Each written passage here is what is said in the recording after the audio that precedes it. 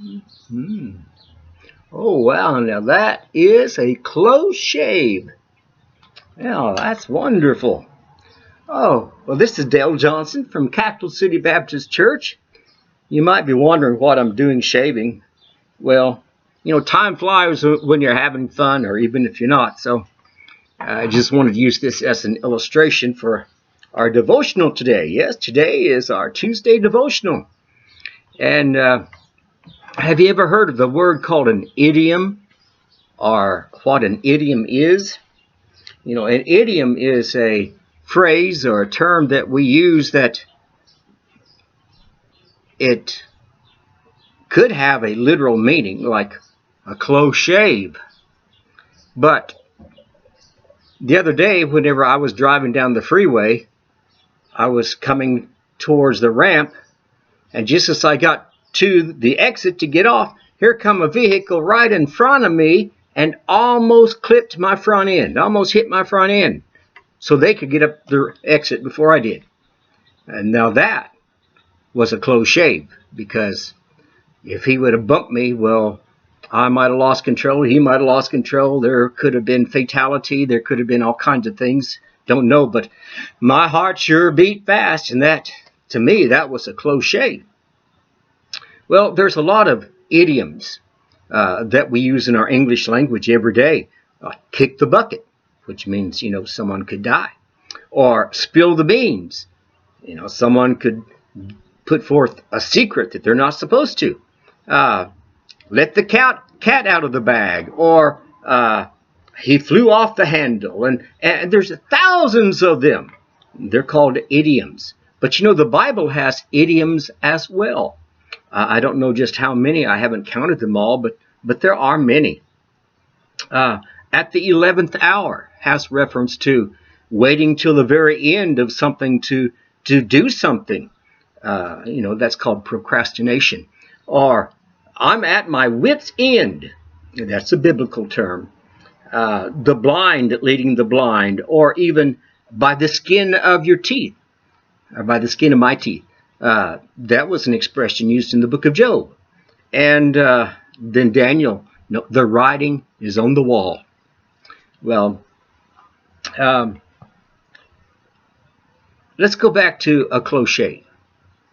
Because, see, that makes me think of a story. And it's a long story as far as reading it all. And we won't read it all, but just reference the book of Genesis chapter 30 all the way through chapter 50. And there's a man, well, he was a baby even before he was born, but it goes all the way through his life, and his name was Joseph. And Joseph was the son of Jacob and Rachel. And Jacob loved Joseph, apparently more than he did his other sons. But anyway, there was a lot of jealousy from the other sons and towards Joseph. And they took Joseph and they plotted to kill him. And they put him in a pit. But rather than killing him, one of the brothers said, let's not kill him, but let's sell him into slavery. And so they do. Well, that was a pretty close shave for Joseph. He almost died. He was almost killed. So Joseph goes into Egyptian slavery, and he goes into the house of a man named Potiphar. And while he's there, God blesses Potiphar, increases his goods and such.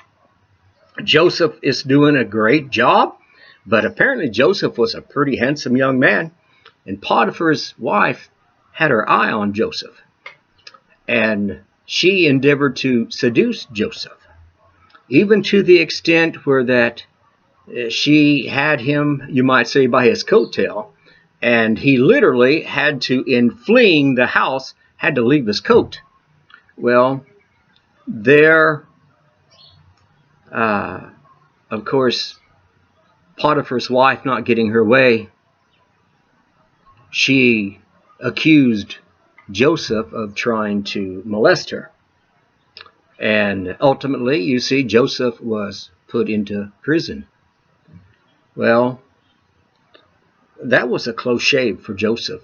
in being caught with Potiphar's wife. But then you see the result was he went to prison for something he didn't do. Well, then even while he was in prison, lo and behold, the time came when he did something to show how honorable he was, and yet he was forgotten for a while. But lo and behold, right at the very last minute, you might say, Joseph was remembered, and he was brought out of prison, and he was able to explain what the dreams were of the Pharaoh. And all of these instances in the life of Joseph, I mean, it was very, very close. Terrible things was going to happen. But when you go back and look at all of it, you see that God was there with Joseph every step of the way. And ultimately, God uses Joseph to save all of his family, his father, his brothers, their wives, the whole multitude, you might say, the great number of people that came down to Egypt because of Joseph being put in a position by simply letting God take care of things. Well, I know that in our life, we have many close shaves, figuratively speaking.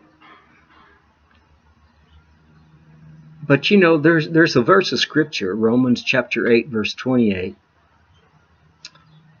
And we know that all things work together for the good of those who love the Lord, to those who are the called according to his purpose. And when I study the life of Joseph, I've discovered that there are principles in his life that we need to apply to our lives. Joseph, even though he didn't intend to be, in the sense that he said, I'm going to do this, but as he yielded himself to God, God used him as a blessing to others. And that's what we should be, is a blessing to others. I call it the Joseph principle. It's a wonderful thing to know that God is directing and God is leading and God is there with us all the time. And I know, though, that sometimes when we have these close shaves,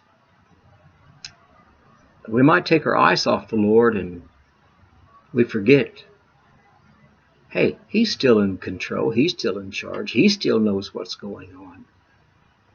What we have to do is just say, Lord, use this close shave to bring you honor and glory.